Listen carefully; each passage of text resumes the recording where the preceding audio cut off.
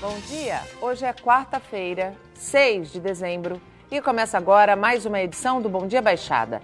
Eu sou Natalina Nini e vamos juntos até às 9 horas da manhã.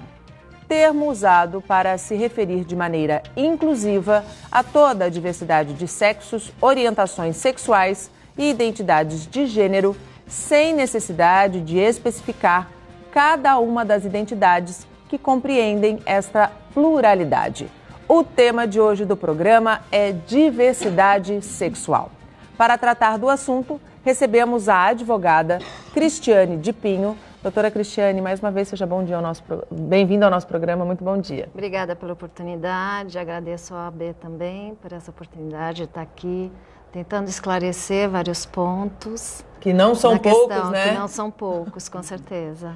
E também a psicóloga Márcia Atic. Márcia, mais uma vez, muito obrigada por estar conosco aqui nessa bancada. Obrigada, bom dia pela confiança e pelo convite. Bom dia com a Cristiane de estar dividindo essa mesa com ela novamente. E vamos lá, né? E vamos lá. A partir de agora, você também pode participar do nosso programa através do WhatsApp, que é o 13 988779496, ou pela nossa fanpage no Facebook, onde já estamos simultaneamente ao vivo. Márcia, qual é a diferença entre identidade sexual e orientação sexual? As pessoas confundem muito, né? Ninguém sabe, né? Mas eu acho assim, mesmo porque não precisaria saber caso não houvesse tanto preconceito e tanta setorização, né? Homem, mulher, macho, fêmea, homo, hétero, gay. Identidade sexual é como eu me sinto, feminino ou masculino, macho ou fêmea. Eu sou uma mulher, portanto, me vejo como uma fêmea. Isso é minha identidade. A orientação é para onde vai o meu desejo sexual. Uma mulher pode ter orientação sexual dirigida a outras mulheres, ela seria homossexual. Uma mulher pode ter a orientação, homem ou mulher, né? Dirigida aos homens, ela é heterossexual. Então, para onde vai meu desejo é minha orientação sexual. Então, e muita gente coloca tudo no mesmo pacote, no mesmo né? pacote, mistura e acaba reforçando todo o preconceito que a gente vê nessa área no relacionamento humano dessa área, né? Eu vejo da seguinte maneira, muito simples, talvez até para começar. Eu sou heterossexual, eu ando com isso escrito na minha testa. Não. Quando eu me apresento a você, eu falo, bom dia, eu sou a Márcia heterossexual. Não. Por que eu tenho que falar, bom dia, eu sou homossexual, eu sou transexual? Para que eu tenho que falar isso? E por que as pessoas, a minha pergunta é, por que as pessoas se interessam tanto pelo desejo, pelo que o outro sente, pelo desejo que o outro sente, por que se incomodam tanto com isso, não é mesmo? Com certeza, com certeza. Mas hoje o que eu acredito é que a mídia tá levando para uma banalização, né? Eu acho que está sendo feito um alarde que está descaracterizando um pouco, né? Então a gente tem que ter muito cuidado realmente, né? Com relação a esse ponto. Então a gente tem que estar respeitando tanto a população LGBTI, como também tem que estar respeitando os negros, os índios. Então qualquer forma de discriminação é preconceito. Né? Então a gente tem que respeitar, tem que haver o respeito, tem que focar nisso, né? Agora, a Constituição, os princípios fundamentais da Constituição, o que é a dignidade, a igualdade e a liberdade. Então, a nossa própria Constituição dá esses princípios fundamentais que têm que ser respeitados. E então eu acho que realmente as pessoas têm que ter um certo conhecimento, né, para não estar discriminando. E essa discriminação, Márcia, ela reforça inclusive questões como, por exemplo, o machismo que a sociedade, as mulheres, né, movimentos tentam vencer. Isso faz parte do reforço a algo que a gente tenta combater há anos, né? Sem dúvida. A Cristiane Capon trouxe pontos muito importantes e de base, né? Quando eu era pequena se falava assim, o que seria do amarelo se todos gostassem do vermelho? Nós já estávamos falando de diversidade e não sabíamos. A luta pela igualdade ou pelo reconhecimento ou mesmo pela normatização das sexualidades é muito parecida com a luta que nós mulheres, eu sou testemunha ocular da história, apesar de ser novinha, eu era testemunha, fizemos lá nos anos 60 para nos reconhecerem como pessoas pensantes, desejosas, atuantes, exatamente. Então, é uma luta muito parecida, 50, 60 anos depois, e já não deveria existir, porque houve todo esse movimento. E é um machismo, sim, porque a nossa sociedade é falocêntrica, é machista. Veja bem, os homens não têm culpa de nada, não é culpa do homem, de eleger o poder masculino. Tem muita mulher machista também. É isso que eu ia falar. Né? Então, nós mesmas, mulheres, que passamos pela agrura da limitação, gente, eu acho que eu sou bem atual, mas quando eu fiquei grávida, não podia usar biquíni, expor a barriga. Gente, isso foi outro dia. Hoje é tão lindo você ver uma barriga de grávida, né? Que é linda na praia, mesmo, né? Exatamente. Que é lindo mesmo, é uma mãe pleno de uma mulher. Então você foi muito feliz quando você associou ao machismo e à luta das mulheres. E um outro aspecto que eu gostaria muito de falar, até para ajudar a desmistificar, você fala, por que tanto problema com a orientação sexual do outro? Porque tudo que remete a sexo ainda está no pecado de Eva, né? Olha como a gente ainda precisa evoluir. Exatamente. Agora, se você pensar bem, existe algo mais sagrado do que o encontro sexual? Não. O que é o encontro sexual? É o encontro de duas almas desejosas que se amam. Pode não ser o amor para toda a vida, hoje que a gente vive relações fast food. Exatamente. Né? Mas naquele momento existe o afeto, o amor, o interesse mútuo. Então é um encontro. E encontros são sempre, eu vejo como sagrados. Claro, sem dúvida nenhuma. Do ponto de vista da lei, doutora Cristiane, o que já evoluiu e o que falta evoluir? Eu acho que o que falta é muita coisa. Mas quais foram as principais conquistas nos últimos anos? Olha, há mais ou menos uma década, né, o Poder Judiciário já reconheceu a união homoafetiva. Há uma lacuna muito grande na legislação, principalmente federal.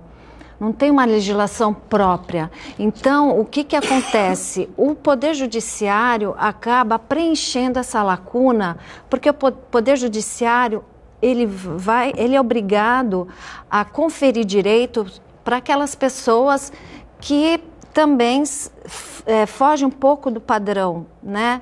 Do padrão arcaico. Então, através dos casos que vão acontecendo e vão levando para o Poder Judiciário, então vão sendo resolvidos por lá. Não que tenha uma lei federal específica. O Senado, inclusive, ontem adiou a votação, a respeito da união estável de casais homoafetivos.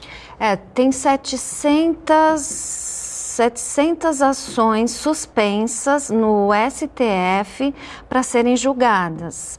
Mas já tem uma sinalização, inclusive do ministro Fachin, a favor dos transexuais. Inclusive, eu vou até falar para você aqui de 3 casos que estão já em fase final, já tem a relatoria, já deu o parecer, né, a favor. Uma é com relação a um transexual que entrou com uma ação de indenização por danos morais, salvo engano, no Sul, porque ele foi proibido de utilizar o banheiro que ele se identificava como o gênero dele. Sim. Por uma funcionária do shopping. Então, para ele gerou constrangimento. Claro, discriminação. E é uma discriminação. Ele entrou com uma ação, ganhou R$15 mil em primeira instância. O shopping recorreu e, em segunda instância, no tribunal, o que aconteceu? Eles acham que foi um mero dissabor, que não houve dano moral e julgaram improcedente o dano moral. Nisso houve um recurso para o STF, onde estão sinalizando, inclusive o ministro Fachin, tem um outro ministro que agora eu não lembro o nome, que está sinalizando a favor da condenação.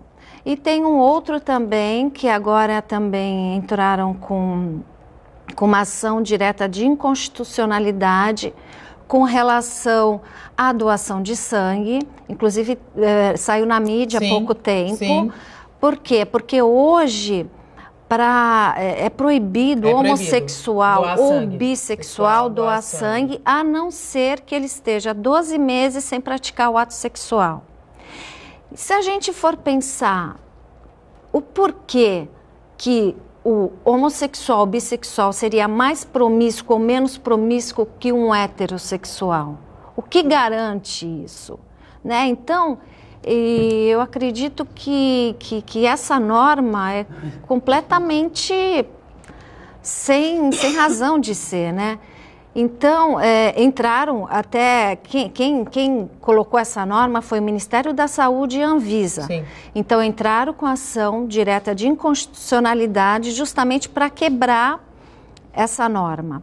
E também está sendo sinalizado no STF a quebra a derrubada dessa norma. E também, hoje, o uso de nome social é permitido desde 2015, tem a cartilha do SUS, então o transgênero, o transexual... Recebe o RG social dele. Recebe, é tipo uma carteira, né? Uma carteira de Mas identidade. É um engodo, porque atrás da carteira está escrito que é transexual, ou nesse sentido, né? Então, o que está havendo? Está havendo um reconhecimento, né? Lento, então, mas... Sim, tem também um programa de transcidadania, que é a inserção, né, dessas pessoas que são mais vulneráveis no mercado de trabalho. Então, em São Paulo que tem esse tipo de programa. Então, está crescendo, está realmente abarcando toda essa diversidade, o que eu acho que é muito importante. Sim, mas os desafios ainda são muitos, né, Márcia? São bastante, mas eu acho que todas essas ações são interessantes, porque elas vão movimentando. É o primeiro passo, né? E eu acho importante ressaltar que aqui em Santos nós temos um movimento muito forte, sério, e com conquistas. Eu conheço transexuais que há 10 anos já têm toda a documentação de acordo com o gênero ao qual se sente pertencer. E eu acho que foi uma das cidades pioneiras nesse sentido, sim, não é? Hoje nós temos a Comissão da Diversidade Sexual da OAB, que é muito atuante, e eu acho que é nova, relativamente nova, mas que deu, pela garra dos seus componentes, ela deu muita visibilidade à questão. Porque nós... Apoio jurídico, né? Eu trabalho com transexual há mais de 20 anos. Eu acho que a primeira transexual que eu tenho, que mudou todos os documentos, já deve fazer uns 12 anos. Então, isso é comum acontecer. É uma transmulher, exatamente. Hoje é uma mulher maravilhosa, atuante na sociedade, na sua profissão. E tem outras, tem muitas, não dá para enamorar. A gente vai fazer uma pausa no nosso bate-papo, porque a gente precisa dar espaço para as notícias da região, mas no bloco seguinte, no segundo bloco, nós vamos vir com uma história de um transexual, muito bacana a história, mas que também hoje luta contra a inserção, pela inserção social dele na sociedade, no mercado de trabalho principalmente, e contra o preconceito. Mas agora a gente vai falar um pouquinho da polêmica do aumento do imposto sobre serviços para empresas portuárias. Esse assunto ainda está dando o que falar. Representantes de empresas e lideranças do setor que atuam em Santos e no Guarujá se reuniram. Eles querem tentar impedir que o imposto seja reajustado de 3% para 5%. Veja só. A nova alíquota vai envolver 320 empresas portuárias e começa a valer a partir de 1º de abril do próximo ano. Mas o aumento precisa antes ser aprovado pelas câmaras de Santos e Guarujá. O saldo do encontro de hoje foi o consenso para agendar nos próximos dias uma reunião com as prefeituras para negociar. Para o diretor executivo do SOPESP, o Sindicato dos Operadores Portuários, o acréscimo no ISS pode trazer prejuízos para a cadeia produtiva. Todo produto importado e exportado, ele sofrerá um impacto nos seus custos logísticos. E, obviamente, isso será repassado à comunidade como um todo. Então, há uma grande preocupação do nosso segmento, por exemplo, com fuga de cargas, né, para outros portos. Enfim, abre uma possibilidade, uma probabilidade de, ao perder carga, a gente perder renda e receita aqui no Porto de Santos. O reajuste prevê uma receita de R$ 64 milhões para Santos e 40 milhões para Guarujá. As prefeituras acreditam que o aumento vai contribuir para o financiamento de importantes áreas e obras das cidades, beneficiando também a atividade portuária. Dos principais portos do Brasil, apenas Santos, Guarujá e Paranaguá têm alíquota de 3% do ISS. Se aprovada, a medida equipara os municípios à maioria dos portos brasileiros com alíquota em 5%, como Rio de Janeiro, Vitória, Fortaleza e Suape. A minha opinião é que, aumentando ou não, o assunto tem que ser mais debatido com a sociedade e especialmente com quem faz esse porto funcionar, que são as empresas. E já que o nosso assunto é diversidade sexual, a gente vai conhecer agora a história de uma publicitária que assumiu ser transexual depois de 42 anos. Hoje, ela faz tratamento hormonal e luta contra o preconceito. Há 1 ano e 2 meses, a vida de Flávia Bianco mudou completamente. Depois de viver 42 anos como Luiz, ela se assumiu transexual. Para todos foi um choque. Foi um choque que está sendo, com o tempo, com o passar do tempo, as coisas estão se sedimentando, eles estão começando a entender, estão começando a ver que a vida está tomando um rumo normal, que não existe a questão de fazer isso por uma questão de fetiche ou do lado sexual envolvido. Não, nada disso. É simplesmente uma questão de escolha de vida, mas a vida segue. Como Luiz apresentava barba e chegou a pesar 160 quilos. Sempre se relacionou com mulheres, casou 2 vezes e tem uma filha. Depois de decidir assumir o gênero, passou a ter traços cada vez mais femininos, consequência de um tratamento hormonal que vem realizando nesse período. Num primeiro momento foi impactante, porque falando um pouco da questão da identidade de gênero e orientação sexual. A minha orientação sexual sempre foi para mulheres. Eu nunca me interessei por homens. E eles falavam, não, mas é um absurdo você falar isso agora, porque você nunca deu pinta, você nunca se interessou por meninos, você foi casada. Então, isso não faz o menor sentido. Só que quando eu assumi a minha identidade feminina, eu não mexi na minha orientação. A primeira vez que Flávia descobriu sobre a vontade de mudança de gênero foi aos 7 anos de idade, quando experimentou escondido o vestido de uma prima. Quando eu vesti, eu falei, nossa, essa roupa foi feita para mim. Então eu me identifiquei com aquela vestimenta, sem ter a menor ideia do que estava acontecendo na minha cabeça, porque eu era um menino. Depois de viver uma vida inteira como homem, a mudança veio 6 meses depois do fim do segundo casamento. O principal desafio foi contar para a filha de 9 anos. Não sabia como e quando eu iria introduzir, se eu ia conversar com ela agora, se eu ia conversar com ela só quando ela estivesse na adolescência, enfim. Mas fato é que o acaso acabou fazendo com que ela visse uma foto minha, desbloqueando meu telefone celular, e perguntou, pai, é você? E eu, por uma questão de escolha de vida, que está muito explícita agora na minha nova forma, eu optei pela verdade. E eu falei, não, eu não vou mentir para você, filha, é o pai. O pai gosta de se vestir de menina, o pai pinta as unhas, o pai faz maquiagem, o pai usa peruca, à época eu estava usando peruca, mas não interessa o que o pai estiver vestindo, ou se ele está maquiado ou não, eu vou ser sempre seu pai. E ela olhou para mim e falou assim, tá bom, pai. E aí nós começamos a jogar videogame e a coisa rolou numa naturalidade. Flávia é formada em publicidade e durante 20 anos trabalhou na área portuária. Há 2 anos foi vítima da crise financeira que o país atravessa e ficou desempregada. Hoje trabalha como motorista particular e busca uma recolocação no mercado. Ela sabe da dificuldade de uma transexual conseguir emprego, mas luta diariamente e tenta combater o preconceito. Nós que somos diferentes, sejamos nós transgêneros, de etnias diferentes, homossexuais ou qualquer outra das chamadas minorias, a gente tem que entender que a gente não vai ganhar nada na briga, no embate, no confronto.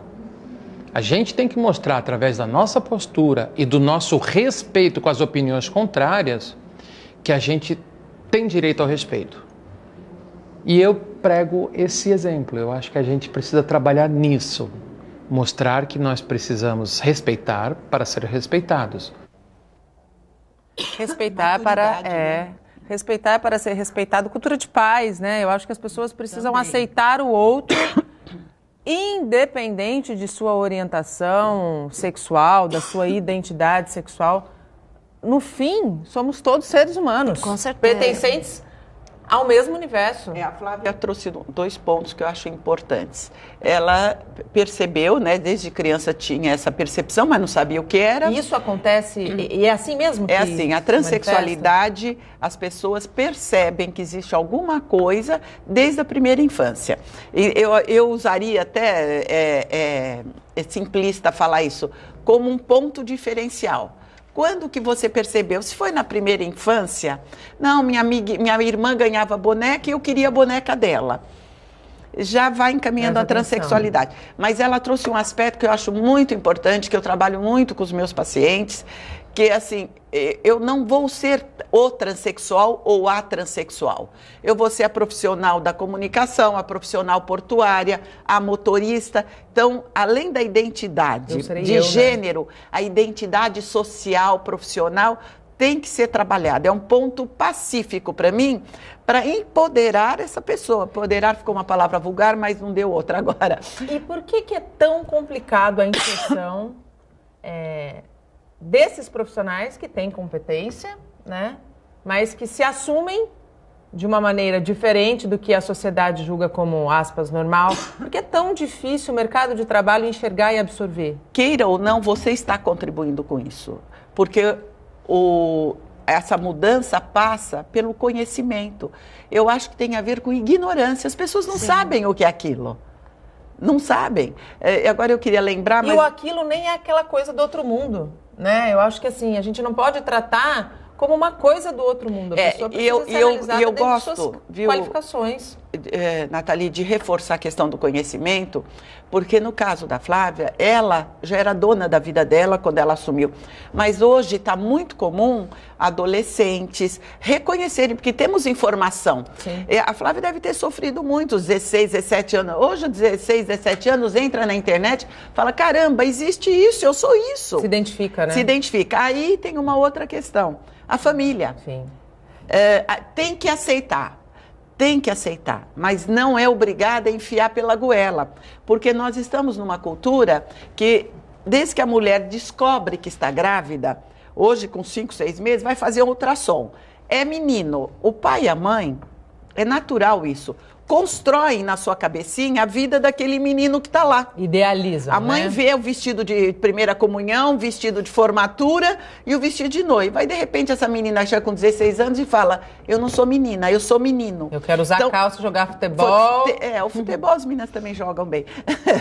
Verdade. Mas ainda é um esporte mais masculino. Então tem que ter o conhecimento, sim, claro, parte da mídia também, para reconstruir este filho dentro de si mesmo. Então, tem que dar o tempo do conhecimento, da educação para absorção dessa história nova na vida da família.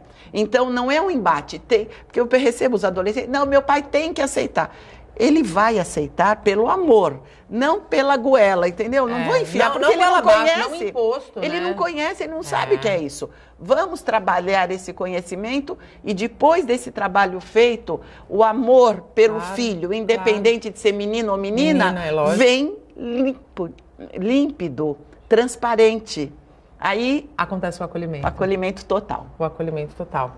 Doutora Cristiane, e o interessante, que muita gente não sabe, é que o transexual não necessariamente ele é um homossexual, né? No caso da Flávia, que era Luiz e virou Flávia, isso não mudou dentro dele, né? Ele mesmo diz, eu nunca tive interesse por homens, o meu interesse continua sendo por mulheres. E as pessoas...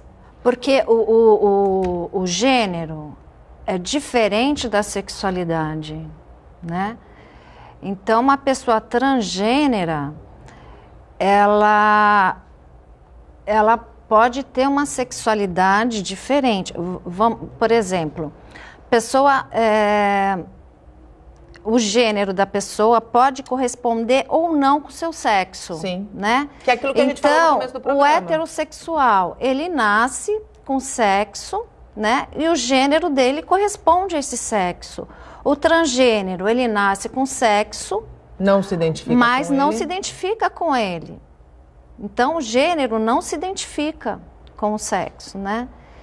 E a orientação sexual, ela vamos dar o exemplo, é ligada à sexualidade, ao desejo sexual, que seria a homossexualidade, a heterossexualidade e a bissexualidade, né? Então, o gênero pode, sendo masculino ou feminino, ele pode sim ser bissexual, homossexual ou hétero. Então, um transgênero, ele pode ser homossexual. Porque a orientação dele, o desejo dele é diferente do gênero dele. E é meio complicado, mas é importante esclarecer. É importante esclarecer. É importante esclarecer. E existe muita questão da intolerância, fora o preconceito, da intolerância que gera atos de violência.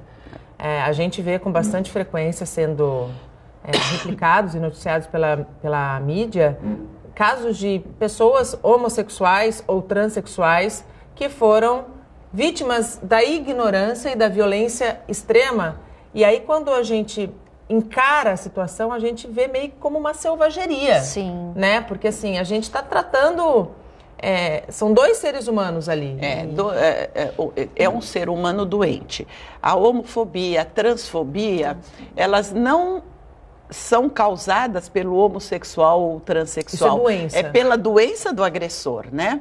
Uma doença ligada à agressividade, pela ignorância, né? E a miséria parece que dá um caldo para isso. Então é muito triste quando a gente vê, porque na verdade nós estamos falando de um ser humano agredido por ser quem ele é. Ele não está, eu acho assim, não vamos liberar a agressão, mas a agressão na defesa, você até entende, eu fui me defender, mas não é o caso. Não, a imagem gratuito, né? do outro me ofende, mas me ofende por quê?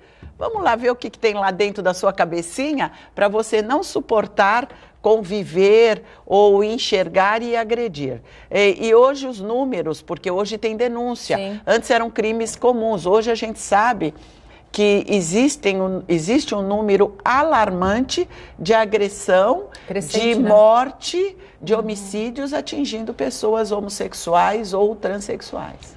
A lei protege de uma maneira eficaz ou o nosso código ainda muito... Infelizmente, não tem especificação no nosso Código Penal. Femicídio tem, né? Tem projeto de lei com relação ao crime de homofobia.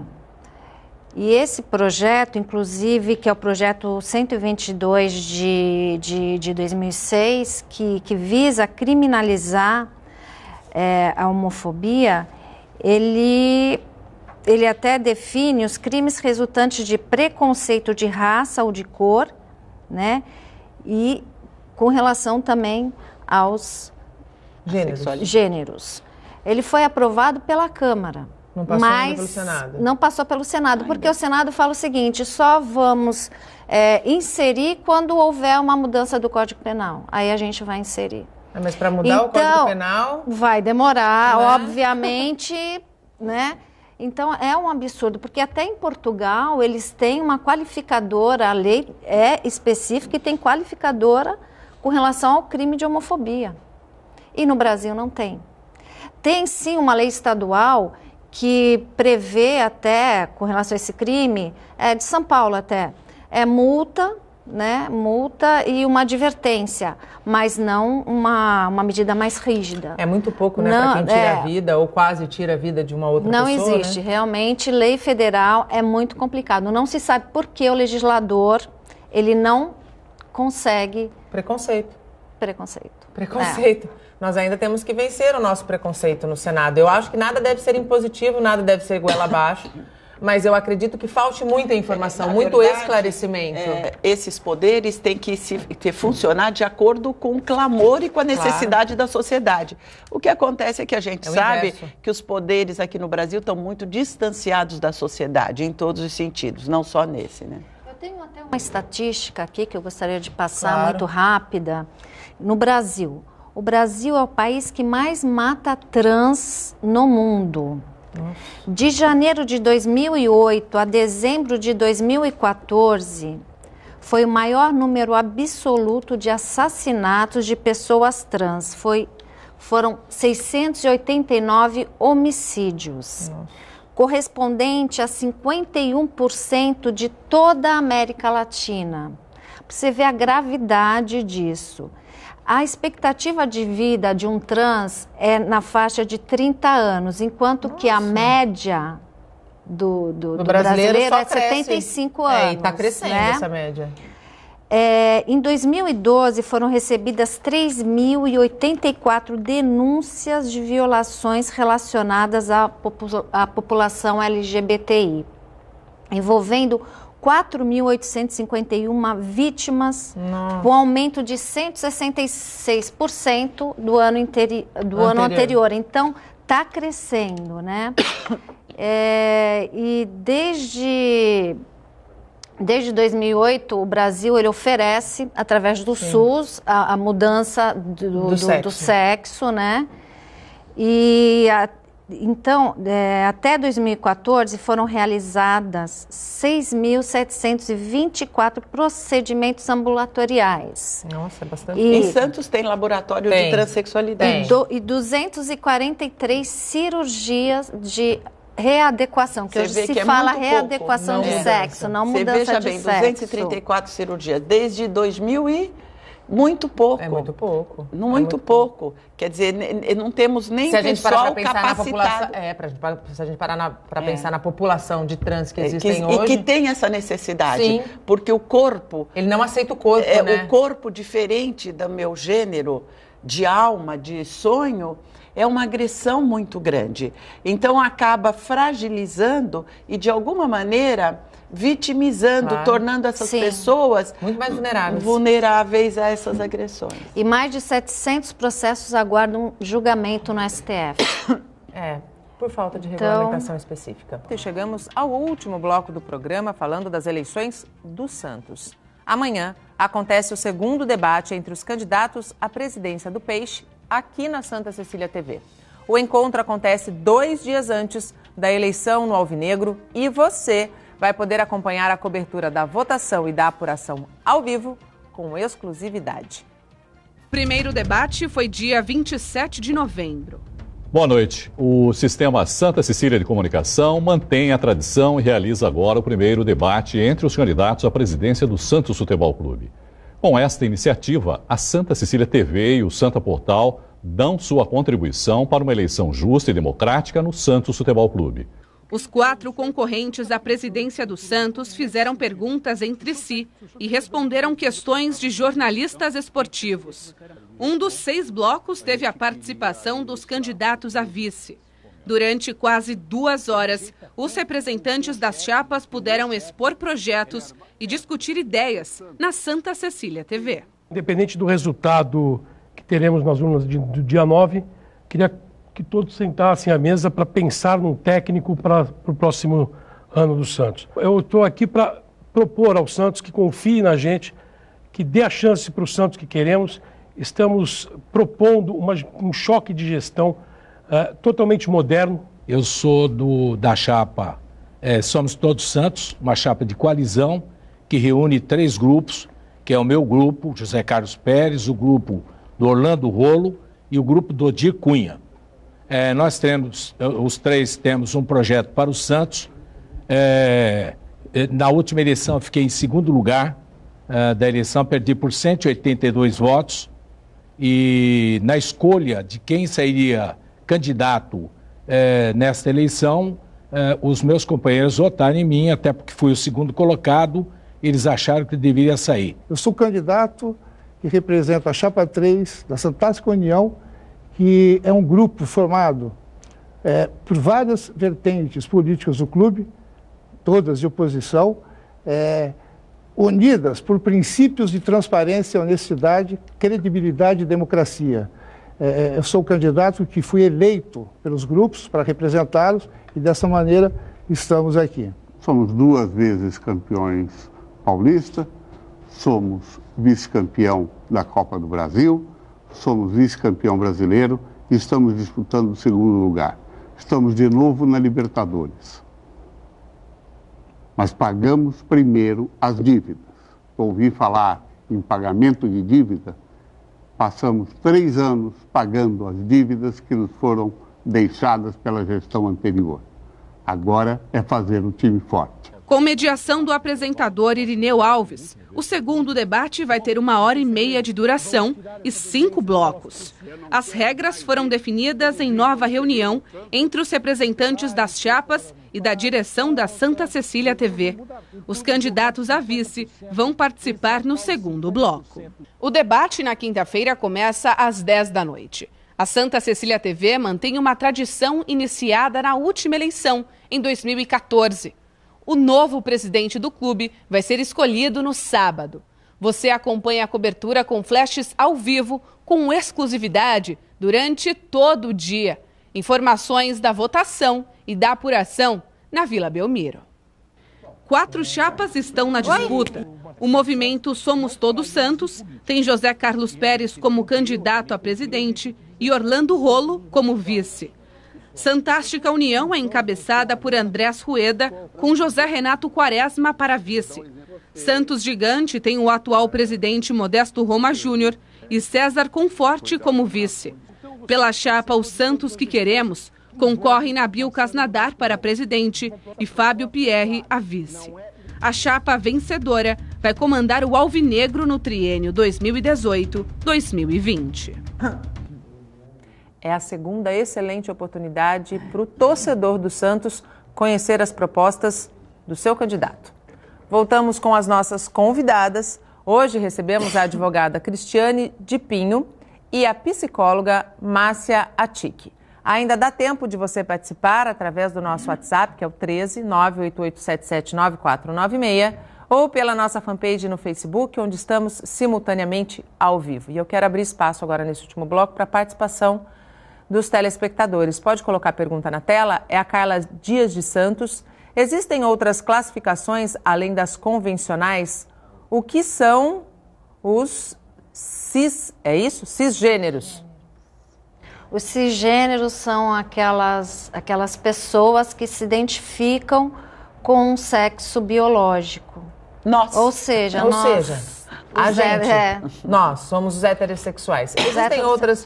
A gente estava falando aqui no intervalo que talvez o grande problema sejam os rótulos, né? Que quanto mais rótulo a gente dá, mais problema a gente vai ter para resolver. Vocês concordam com essa? Eu concordo. Quer dizer, eu concordo pela minha atuação nessa questão. Eu acho que os ativistas têm que ter um funcionamento diferente de denúncia, de apresentação.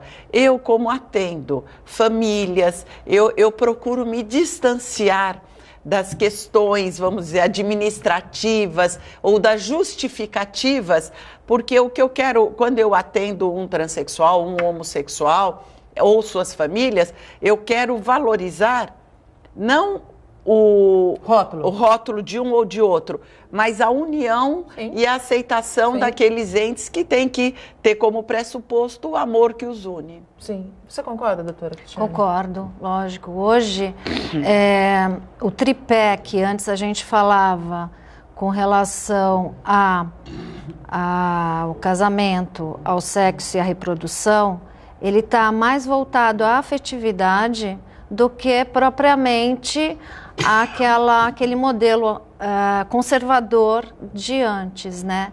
Homem e mulher. Então, hoje, independente da homossexualidade, da diversidade, o leque está muito mais amplo. Hoje tem famílias socioafetivas, tem multiparentalidade. Então, há uma modernidade e a gente tem que ir de encontro com essa modernidade. Eu acredito... Oferecendo informação e esclarecimento. Eu acredito que o amor, a afetividade, o respeito, a tolerância é a base de tudo. Tendo essa base, eu acredito que realmente há uma revolução para o bem, sabe? Há tantas crianças que sofrem, meu pai biológico, meu pai adotivo. Por que não juntar o pai biológico, o pai socioafetivo? Hoje, a certidão de nascimento já vem com espaço maior para você estar colocando os pais socioafetivos, os pais biológicos. Por que não? Por que não ter uma convivência pacífica? E harmoniosa. Até para a criança, eu acho que psicologicamente não fica aquela briga, eu tenho que gostar mais do meu pai adotivo, cadê meu pai biológico? Sabe? Então, há uma mudança, eu acredito que essa mudança é para o bem, mas tem que ter o quê? O respeito, a tolerância, como em toda a sociedade, né? Tudo ao próximo, eu sempre falo. Como prevê a Constituição. Sim, né? Eu sempre falo, alma e coração não tem sexo. Então, a gente tem que sim respeitar. Sem dúvida. Acho que o respeito é a base de tudo. Da mesma orientação, sim, do mesmo identidade de gênero. Os pais, mães, identidade. A gente tem mais uma pergunta, pode pôr no ponto. É a Luísa Pires, de Cubatão. O que significa a sigla LGBTI? Lésbica, gays, bissexuais, transexuais e travestis, porque é TS, né? E intersexual. E intersexual. E aqui a gente reforça mais uma vez. As siglas são rótulos. E quanto mais rotula, mais difícil é vencer o preconceito.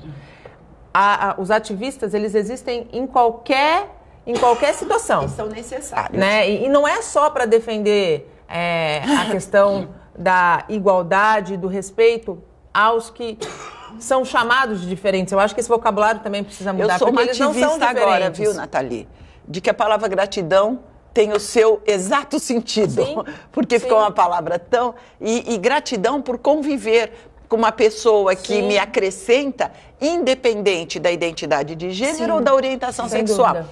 Porque vale ressaltar que não é o homossexual, por exemplo, não é opção sexual. É uma orientação. Não é doença também, não é nem escolha, nem doença. Não é doença. É uma orientação. Por que eu gosto mais de comer um prato do que outro prato? Por que eu gosto do azul e eu não gosto do vermelho? Exatamente, porque o meu desejo, o meu prazer está dirigindo àquele objeto ou àquela pessoa. Tem mais uma pergunta? Vamos lá, mais uma pergunta. É o Mário Pereira de Santos. Essa letra está muito pequena. Vamos lá, dita para mim.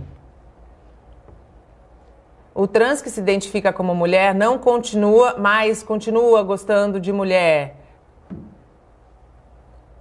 Tem direito a entrar no banheiro feminino ou masculino? É isso que a gente falou. A gente citou, inclusive, uma ação de Porto Alegre em que a pessoa foi impedida, né? E Mas em São Paulo tem uma resolução que permite que o trans, né, ele entre no banheiro de acordo com o gênero que ele se identifique. Isso já tem uma resolução em São Paulo que dá essa prerrogativa. O banheiro não tem a ver com a orientação sexual. De repente, entra uma mulher lésbica no banheiro feminino, porque ela é mulher.